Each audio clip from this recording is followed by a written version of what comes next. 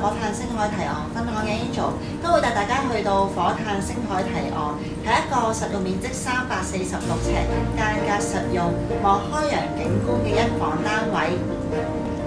我哋今次睇嘅單位係位於屋苑嘅5座高層，實用面積346尺，單位係開放式廚房嘅設計。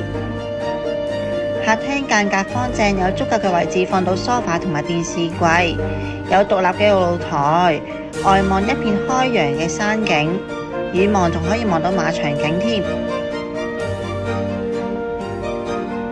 睡房同時設有工作平台，可以放到雙人床同衣櫃。